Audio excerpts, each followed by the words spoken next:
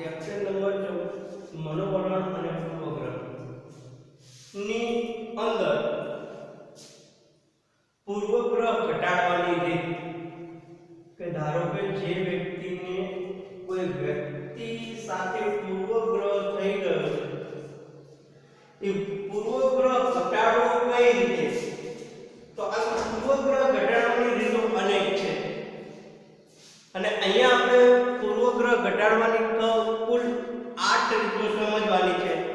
એમાં પૂર્વગ્રહ ઘટાડવાની પહેલી રીત છે સામાજિકરણ, આંતરજૂથ સંપર્ક, કુટુંબ અને શાળામાં શિક્ષણનું પુનઃગઠન, સંચાર શ્રમ માધ્યમ, પુનઃ વર્ગીકરણ, છઠ્ઠું બોધાત્મક હસ્તક્ષેપ, વિધાયક વલણો વિકસાવવા અને કાયદા દ્વારા શિક્ષણ।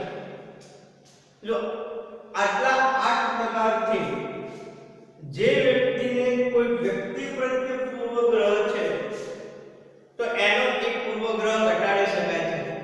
એની અંદર 16મા ભાગની અંદર આપણે પૂર્વગ્રહ ઘટાડવાની રીતની અંદર સામાજિકરણ વિશે જોયું કે આપણે જોયું કે આજે વિશ્વની અંદર ઘણા બધા એવા દેશો છે કે જ્યાં ઘણા બધી જ્ઞાતિઓ છે, ઘણા બધા ધર્મ છે,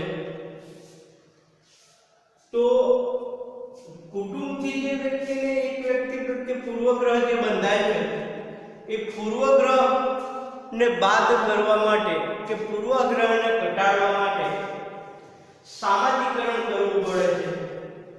તો કે સામાજિકરણથી શું થશે કે બે સમાજો એક જૂથ થશે, એમની વચ્ચે સ્પર્ધાનું આયોજન કરવું, રમતગમતનું આયોજન કરવું, કોઈ પણ સામાજિક પ્રવૃત્તિ કરી, એટલે બે સમાજના લોકો જ્યારે એક સાથે ભેગા થાય, બંને એકબીજા સાથેની વાતચીતનું આદાન પ્રદાન કરે, એટલે એકબીજા સમાજો પ્રત્યેનો જે પૂર્વગ્રહ હતો એ પૂર્વગ્રહ જેમ એકબીજા સાથે ભળતા જશે એમ એ પૂર્વગ્રહ ઘટાડી શકાશે। એટલે કે સામાજિકરણ દ્વારા પૂર્વગ્રહ ઘટાડી શકાય।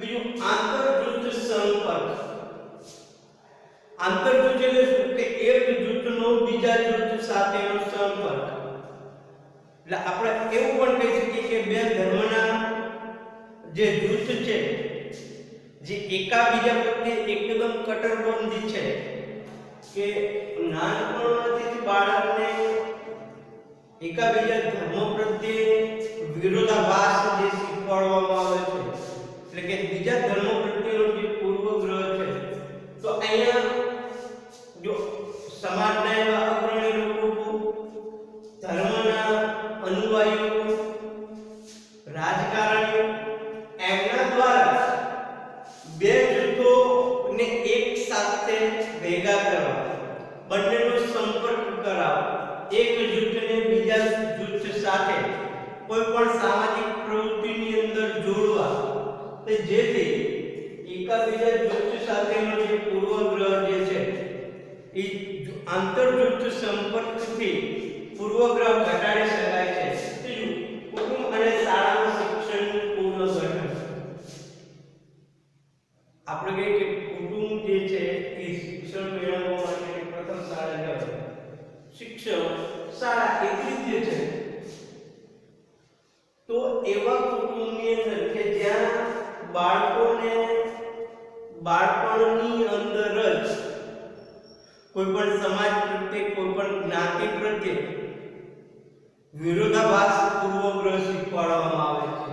પૂર્વગ્રહ જે છે હંમેશા નિષેધક પ્રકારના છે, એમ એક કુટુંબને એવી રીતે શિક્ષિત કરવું કે એ બાળકના જીવનની અંદર કોઈ પણ પ્રકારનો પૂર્વગ્રહ ના રાખે, એટલે કે ક્યારે પણ પોતાની આજુબાજુના લોકો પ્રત્યે, કોઈ પણ સમાજ પ્રત્યે, કોઈ પણ ધર્મ પ્રત્યે જે પૂર્વગ્રહ બાળકને બાળપણની અંદર શીખવાડવામાં આવે છે, તો કુટુંબને એવા શિક્ષિત કરો કે એ બાળકને કોઈ બીજા વ્યક્તિ પ્રત્યેનો પૂર્વગ્રહ ક્યારે ન શીખવાડે। એવી જ રીતે શાળાની અંદર સમાજને લગતા એવા કાર્યો બાળકને કરાવો કે ફક્ત ને ફક્ત અભ્યાસક્રમ પાઠ્યપુસ્તકની બાદ કરી એવી સામાજિક પ્રવૃત્તિઓ કરાવો. એક ધર્મને બીજા ધર્મ સાથે નાટકની અંદર જોડો. એવી આંતરજ્ઞાતિ કે આંતર ધર્મના લોકોને એક સાથે જોડવાથી અને નવું શિક્ષણ દાખલ કરવાથી કુટુંબ અને શાળામાં આવો તો બાળકોની અંદર જે સમાજ પ્રત્યેનો, જે ધર્મ પ્રત્યેનો, જે જ્ઞાતિ પ્રત્યેનો પૂર્વગ્રહ છે એ પૂર્વગ્રહને ઘટાડી શકાય. જો જ્યારે એક બાબત સમજી લેવાની કે પૂર્વગ્રહ ઘટાડવું એવું કેમ છે કે પૂર્વગ્રહ સામાન્ય રીતે સંપૂર્ણ નાબૂદ નથી કરી શકાતો, પણ એની માત્રા ઘટાડી શકાય છે. તો આટલા ત્રણ જે છે એ આપણે પૂર્વગ્રહ ઘટાડવાની રીત 16મા લેક્ચરની અંદર જોયા. આજે આપણે સાતમું જે છે ચોથું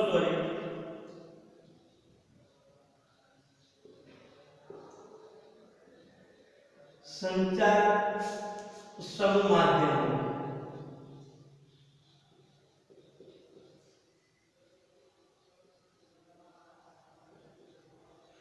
જો સંચાર સમૂહ માધ્યમ દ્વારા પણ એકાબીજા પ્રત્યેનો જે પૂર્વગ્રહ છે એ પૂર્વગ્રહને ઘટાડી શકાય છે. જો એક સમજી લો કે લોક સમુદાયને માહિતી આપવા માટે મોટા ભાગે પ્રચારની અવનવી રીતોનો ઉપયોગ કરવામાં આવે છે.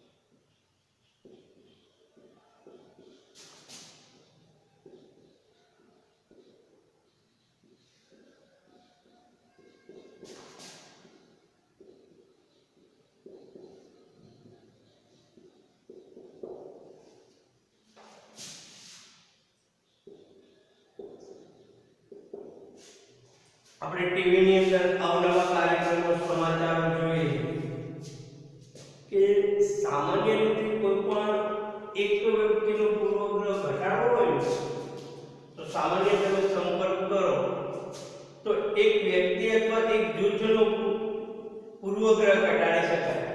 પણ સંચાર અને સમૂહ માધ્યમો દ્વારા આખો જે લોક સમુદાય જે છે, એક આખો જે ધર્મ જે છે, એમને સંપૂર્ણ લોક સમુદાયને માહિતી આપવા માટે પ્રચારની અવનવી રીતોનો ઉપયોગ કરવામાં આવે છે. કેવી અવનવી રીતો? કે ધારો કે જ્યારે બે ધર્મના લોકો એકાબીજા સાથે ઝઘડતા હોય ત્યારે એમનું જે ઝઘડવાની પ્રવૃત્તિ જે છે એ ઝઘડવાની પ્રવૃત્તિ દૂર કરવા માટે અવનવા ધર્મના અનુયાયીઓ જે છે, ધર્મ પ્રચારકો જે છે, એમના આખા લોક સમુદાયને એવી માહિતી આપો કે જેથી એકાબીજા ધર્મ પ્રત્યેનો જે પૂર્વગ્રહ છે એ ઘટાડી શકાય. જો તેમાં વિશેષ કરીને સમૂહ માધ્યમોનો ઉપયોગ વધુ પ્રમાણમાં કરવામાં આવે છે. આપણે જોઈએ કે લોક સમુદાયને માહિતી આપવા માટે પ્રચારની અવનવી રીતોનો ઉપયોગ થાય છે. એમાં સૌથી સરળ રીત લઈએ તો કે સમૂહ માધ્યમ.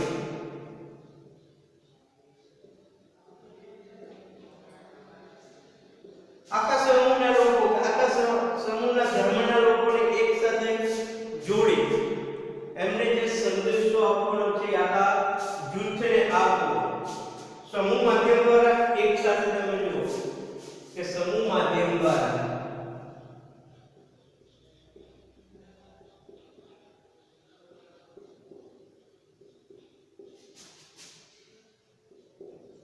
એક સાથે લાખો લોકો સુધી માહિતી પહોંચાડી શકાય છે।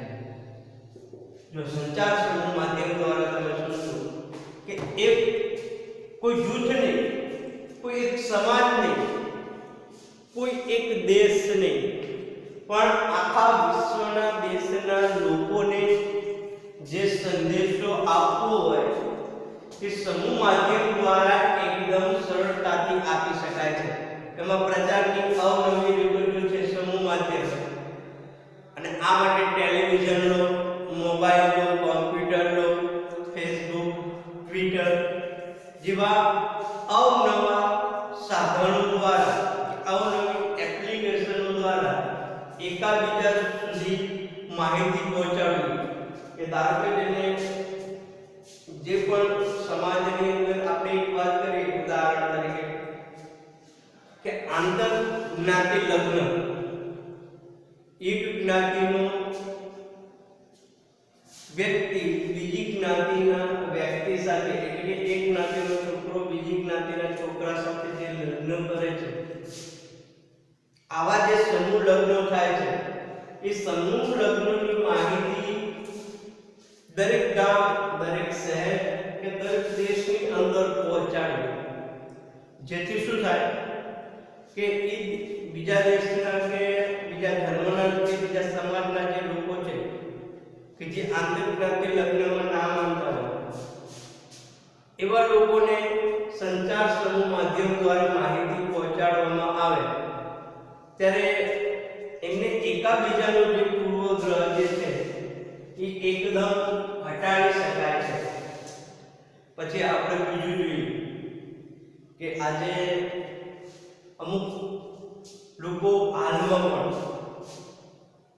કે પોતાના કુટુંબની અંદર બાળકીને જન્મ આપવા નથી માંગતા, ભ્રૂણ હત્યા કે છોકરીને જન્મતાની વેદ મારી નાખવી, તો એવા સમૂહ માધ્યમ દ્વારા એવું કહેવામાં આવે કે બેટી બચાઓ, બેટી પઢાઓ,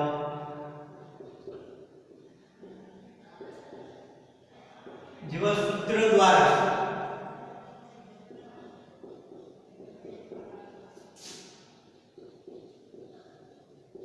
લોક જાગૃતિ લાવવામાં આવે છે। લોકોને વારંવાર એવું સમજાવવામાં આવે છે કે જો સમાજની અંદર કે કુટુંબની અંદર છોકરીઓ નહીં હોય તો તમારા છોકરાને કોની સાથે પરણાવશો, એવું સમૂહ સંચાર માધ્યમ દ્વારા સમજાવી એમને એકાબીજા ધર્મ પ્રત્યેનો જે પૂર્વગ્રહ છે, એમને એવો પૂર્વગ્રહ છે કે સ્ત્રીઓને તો ફક્ત બાળકો સાથે અને ઘરકામ કરવું, એવી જે માન્યતાઓ છે એ માન્યતાઓ આવા સમૂહ માધ્યમ દ્વારા દૂર કરી શકાય છે। એટલે કે એમનો પૂર્વગ્રહ જે છે એકદમ હટાવી શકાય છે। પાંચમું, પુનઃ વર્ગીકરણ।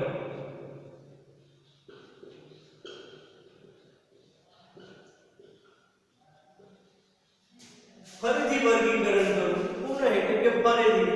જો ફરીથી વર્ગીકરણ કેવી રીતે કરી શકાય છે કે આપણે માનીએ છીએ કે ભારત જે છે એ વિવિધતામાં એકતો ધરાવતા વિશિષ્ટ દેશ છે। ભારત વિવિધતામાં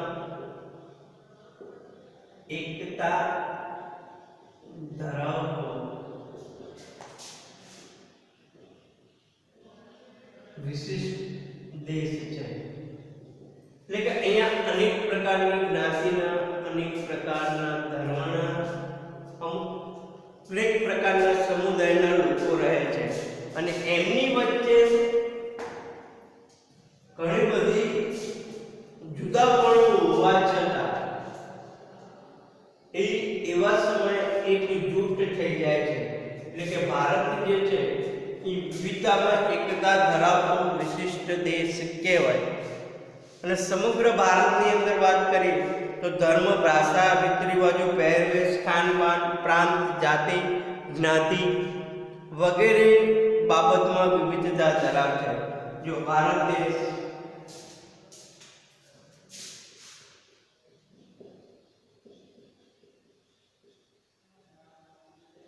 ખાનપાન, રીત રિવાજ, ધર્મ, જાતિ,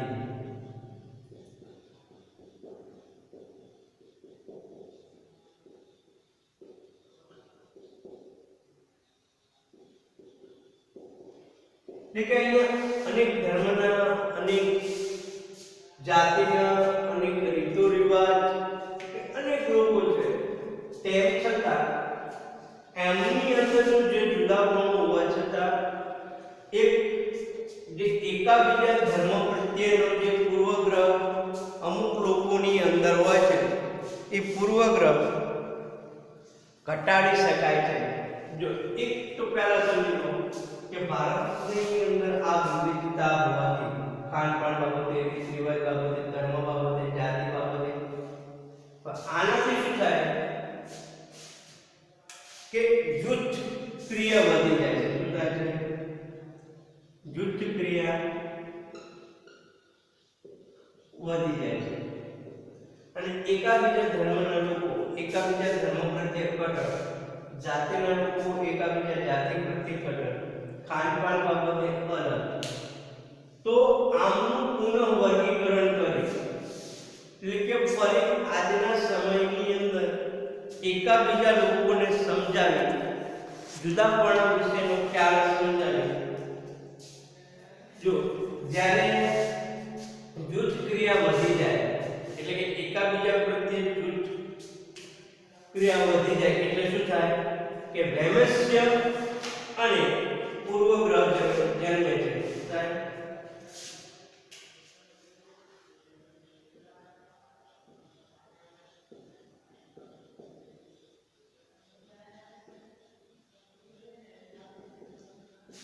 જ્યારે જૂથ પ્રક્રિયાનો વિકાસ થાય એટલે બંને જૂથો વચ્ચે વૈમનસ્ય એટલે કે એકાબીજા પ્રત્યે દુઃખની ભાવ, એકાબીજા પ્રત્યે પૂર્વગ્રહ, આ બંને વસ્તુનો વધારો થાય છે. એટલે એકાબીજા પ્રત્યેનો જે પૂર્વગ્રહ અને વૈમનસ્ય વધે છે, એ પૂર્વગ્રહ અને વૈમનસ્ય ને દૂર કરવા માટે શું કરવું તો કે જ્ઞાતિ વ્યવસ્થા અને વર્ણ વ્યવસ્થા, એકાબીજા લોકો જે જ્ઞાતિ અને વર્ણ વ્યવસ્થાની અંદર માનશે ત્યારે એમના જૂથનું અંદર આખું ફરીથી વર્ગીકરણ કરાવે. એટલે કે એકાબીજા જ્ઞાતિ વિશેનો ખ્યાલ એમના જે દિમાગની અંદર આવી ગયો છે એ ઘટાડવો. જે આગળ આપણે વાત કરી ને કે આંતરજ્ઞાતિ લગ્નો, એકાબીજા ધર્મો પ્રત્યેની રમતનું આયોજન, એવું કરવાથી એકાબીજા પ્રત્યેનો પૂર્વગ્રહ ઘટાડી શકાય છે. આ પૂર્વગ્રહ ઘટાડવાની આપણે અહીંયા કુલ બે રીતો જોઈ, એક સંચારનું માધ્યમ દ્વારા અને એક પુનઃ વર્ગીકરણ દ્વારા. બોધાત્મક હસ્તક્ષેપ છે વિધાયક વર્ણનો વિકસાવવા અને કાયદા દ્વારા જો ક્યારેક એકાબીજા ધર્મો પ્રત્યે સારી એવી જાણકારી આપી કે એકાબીજા ધર્મો પ્રત્યેનું શિક્ષણ આપી, બોધ એટલે કે જાણવું. તો જ્યારે પૂર્વગ્રહિત છે કે આપણામાં પૂરતી અધૂરી માહિતી, જ્યારે કોઈ ધર્મ પ્રત્યે કે કોઈ સમાજ પ્રત્યેની ખૂટતી માહિતી હોય ત્યારે એ વ્યક્તિ પ્રત્યે આપણને પૂર્વગ્રહ બંધાય છે. એટલે કે બોધાત્મક હસ્તક્ષેપ કરી એકાબીજાના ધર્મ પ્રત્યેનું શિક્ષણ આપી, એકાબીજાની જ્ઞાતિ પ્રત્યેનું શિક્ષણ આપી એનો પૂર્વગ્રહ ઘટાડી શકાય છે. પછી વિધાયક વર્ણનો કે એકાબીજા ધર્મ જાતિનો કે આંતરજ્ઞાતિનો એના પ્રત્યેનો જે નિષેધક મનોવલણ છે એ નિષેધક મનોવલણને વિધાયકની અંદર ફેરવી પૂર્વગ્રહ ઘટાડી શકાય. જો આટલા પ્રયત્નો કરવા છતાં પણ કોઈ એક વ્યક્તિને બીજા વ્યક્તિ પ્રત્યેનો પૂર્વગ્રહ ના ઘટાડી શકાતો તો એને કાયદા દ્વારા હમ? કાયદાની અંદર કેવું કે બાળ લગ્ન જે છે, વિધવા વિવાહ જે છે, એના ઉપર જે આવેલો પ્રતિબંધ હજુ અમુક સમાજ કે અમુક સમુદાયની અંદર નથી કરતો, તો એને કાયદા દ્વારા ઘટાડવો. આમ પૂર્વગ્રહ ના જે 8 મુદ્દા છે આપણે નેક્સ્ટ 18મા લેક્ચરની અંદર બોધાત્મક હસ્તક્ષેપ, પોલનો વિકસાવ અને કાયદા દ્વારા શિક્ષણ એના વિશે વાત કરીશું.